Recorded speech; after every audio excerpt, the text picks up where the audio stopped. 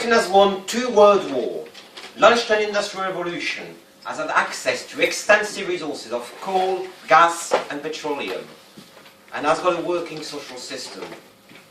And yet, the country is broke and in decline. Mr. Contest Chair, ladies and gentlemen, fellow members and most welcome guests, I am sure that you too, just like my former boss Jochen, may have wondered how this came to be.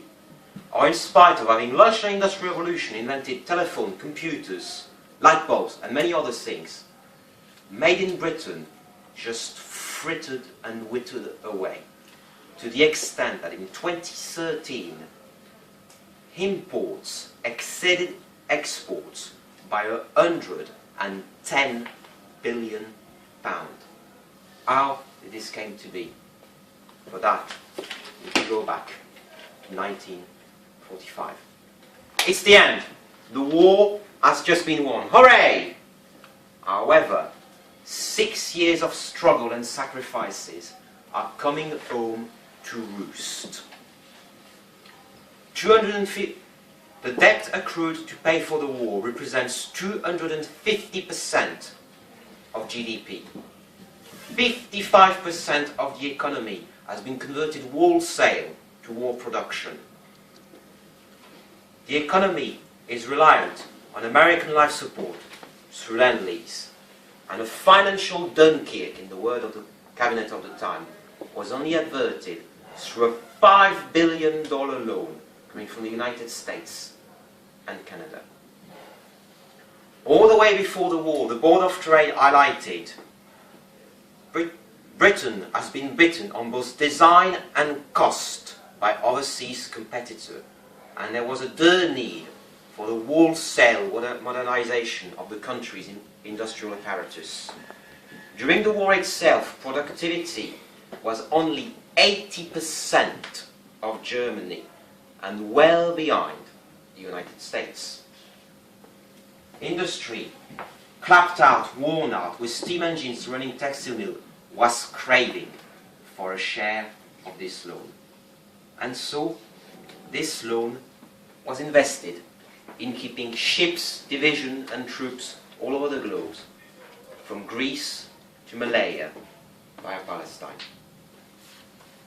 While the economy was 1 million workers short, hundreds of thousands of young men were still conscripted into the armed forces at a cost of £220 million a year, which represented 22% of the amount of money spent on fixed investment in the economy in 1946 and 1947. Guns before butter, as the saying says. All the way back in the 19th century, a stark warning was made by various committees of MPs and politicians that Britain was falling behind overseas competitors as far as education was concerned. Between 1925 and 1939, 781 electrical engineers were trained up in the United Kingdom. In 1937 alone, Germany trained up 441 electrical engineers. Meanwhile, in the UK, 20,000 youngsters worked during the day and went in school in the evening to further their skill in technical skills. In Germany, in 1938, that same number was 2 million. And so, in spite of having invented the groundbreaking radar that beaten the Luftwaffe, the skill to spin it off into a British IBM was simply not there at all levels of the workforce, right from the production line to the design labs.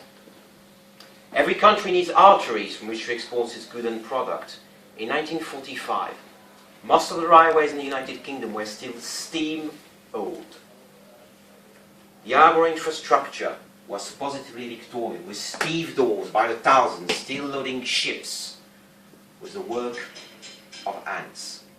Lorries run on barely asphalted road, limited to 20 miles per hour. Motorways were not even on driving board yet. And so, something had to give.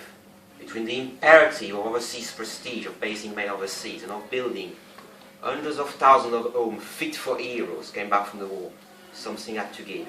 And as a result, all the way up to the 1950s, the investment level on fixed infrastructure were well below the pre-war levels. In 1949, France electrified its main rail line between Paris and Lyon. The equivalent in the United Kingdom had to wait between London and Manchester until 1967. In 1940, the first jet airplane flew from the UK. Later on, the Gloucester Metro was built. The seeds were there for an high-tech aerospace industry to take on the world and sell jet airline by the thousands to be a world leader. But the industry was divided. No strategic plan existed. And as a result, it just withered away. Since 2002, no airliners have been manufactured in the United Kingdom. The story is the same in textiles, steel, automotive and chemicals. GC's gone, ICI's gone, Cool Tools gone, and many other names have bitten the dust and enjoyed industrial history. Clydeside, Teesside and Merseyside, where all manners of goods and products were produced, are now industrial wastelands with only ruins and dull queues. Once proud men begging for handouts from the States because the jobs have never been there. Because instead of being all in this together, unions and managers decided we cannot beat the demarcation between the riveters, the carpenters and the electricians. And so, for the benefit of no one, industry just withered away. We're now in electoral season, and we can hear politicians saying we need to rebalance the economy away from the City of London. Once again, we need to have a strong manufacturing sector in the United Kingdom. But nothing is forthcoming. We're still ditching away on whether or not to build an high-speed rail between Manchester and London, building a third runway in Heathrow, when Heathrow and Gatwick are some of the most congested airports in the Western world. We have a rail network that still runs on diesel and is breaking at the seams, but no decisions are being made. Indecision pervade.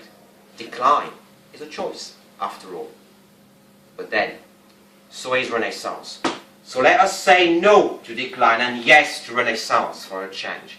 Let us say yes to Britain, the country that vanquished industrial decline, the country that became the new workshop of Europe, well ahead of Germany, in which historians of the future will say this country produced not one, but two industrial revolutions from goods and products which we can barely foresee.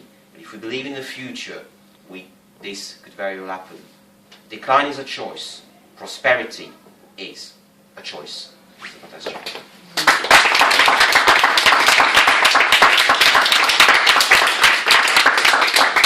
Thanks so much for that from Florian. Can I ask all the